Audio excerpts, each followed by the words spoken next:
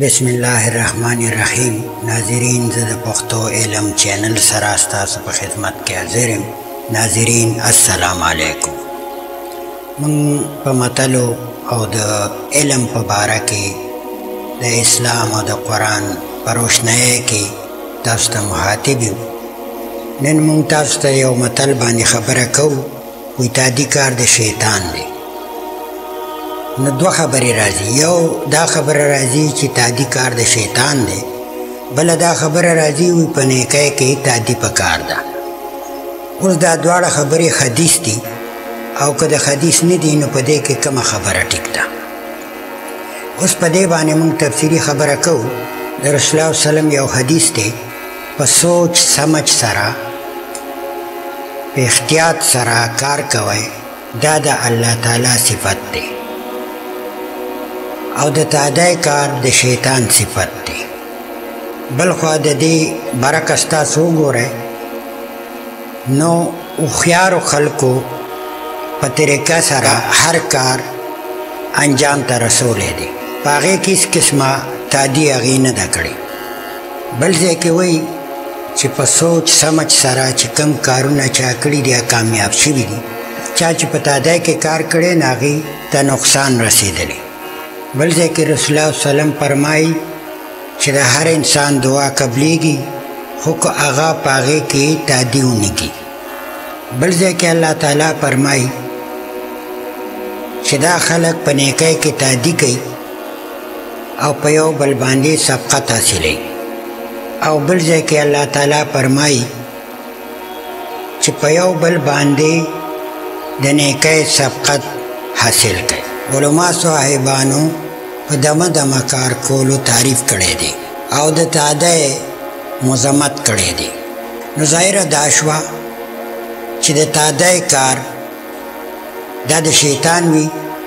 زیاتر علما په دې باندې دا خبره کوي چې یاره یو کس دی په تادی کې یو کار کوي، نو شاید هغه په غصه کې هم کولی شي، په جلبازۍ کې هم کولی شي، نو د هغه نه هغه کار خراب شي او بیا هغه ته د هغې نقصان ورسي. که چېرې دی په سوچ سمج سره دغه کار وکړي نو هغه ته په هغې کې کامیابي میلو شي. نو تادی کار بلکل نه دی پکار. تادي بلکل نقصان دی او په هر لحاظ نقصان دی. رسول الله صلی الله علیه وسلم حضرت علی رضی الله تعالی عنہ ته فرمایي چې په درې کارو کې تادي کوه. یو چې د مانځه ټایم شي نو په وخت باندې لمونځ کوه. دویم چې یو مړی تا ته مخې ته کېږي د هغې په وخت جنازه کوه، هغې کې تاخیر مه کوه. دریم که یو جنۍ پېغله شي نو د هغې نکاح په ټایم باندې په هغې کې تاخیر مه کوه. بغیر فکر او غور، بغیر مشورې کار کولو کې غټ نقصان دی.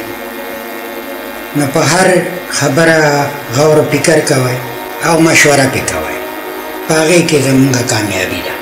بل یو کار دومره لیټ کول هم نه پکار چې دومره لیټ شي چې د هغې هغه مقصد ختم شي او بیا وروسته سړی افسوس کوي. نو د دې متل دا مطلب دی چې موږ له پکار دی چې موږ په هر کار کې تادي نه کوو. موږ له پکار دی چې موږ صبر وکړو او په صبر سره موږ هغه کار انجام ته ورسوو. دویم یو متل دی وایي په اتفاق کې برکت وي. په اتفاق کې برکت دی، برداشت دی، دولت دی. که په یو قوم کې اتفاق وي، اتحاد وي، نو دشمن د هغه مقابله نشي کولی. که چېرې په یو قوم کې اتفاق اتحاد ختم شي نو دشمن ته هغه ډېر اسان شي. څنګه چې انګریزانو 200 کاله هندوستانیان خپل غلامان جوړ کړل په وجه د دې چې په دې برصغیر کې اتفاق ختم شي، بلکې انګریزانو دا بې اتفاقه کړل او 200 کاله دا غلامان جوړ کړل او دولت یې یوړه، هر څه یې یوړل او تر د اوسه پورې خپل ځای له دا قومونه رونه رسېدل. وایي چې یو قوم د بل قوم سره نه اتفاق په وجه باندې دا د مرګ برابر دي. لکه دا مړي دي. په دنیا کې هغه قومونه ترقي کولی شي، کامیابي موملی شي چې کوم خلکو اتفاق او اتحاد وي. هغه خلک کامیابېدی کلم نشي، نه کامیابي موملی شي چې هغوی کې اتفاق او اتحاد نه وي. موږ له پکار دي چې د جهالت دا دور پرېږدو او یو بل سره په خوشحالۍ باندې اوسېدل شروع کو په اتفاق باندې او د یو بل سره ښېګړه منډه ووهو مونږ به انشاءالله په دې وجه باندې کامیابېږو په بې اتفاقۍ په وجه باندې مونږ یو بل سره کینې لرو یو بل سره زیاتې کوو یو بل سره بغض لرو دا زمونږ د ناکامیابۍ غټه وجه ده زما عزتمندو بالکل اتفاق کې اوسېدل پکار دي یو بل سره په مینه محبت اوسېدل پکار د یو بل په غم او خوشحالۍ کې شریکول پکار دي موږ له دې ته اتفاق هر قسمه مصیبت له غاړه ورکول په اتفاق سره دا د کامیابۍ ډېرې غټې نښې کله هم هغه قوم نه مري چې په هغوی کې اتفاق هغه قوم تباه او برباد او غلامان وي چې په کومو قومونو کې نا اتفاقي وي نو زما عزتمندو زما یو دا نصیحت دی د الله د خاطره یو بل سره اتفاق ساتئ یو بل سره مینه محبت ساتئ او یو بل سره منډه ترړه وښئ په رنج غم او خوشحالو کې الله پاک په موږ له د هغې خیر جزا راکړي الله تعالی وایي چې په کوم قومونو کې اتفاق وي زه په هغوی باندې څه قسم عذاب نه راولم نو انشاءالله موږ به په دې باندې عمل کوو بیا به نیکسټ ویډیو سره زه راځم اجازت غواړم الله هم خوشحال آباد لره السلام علیکم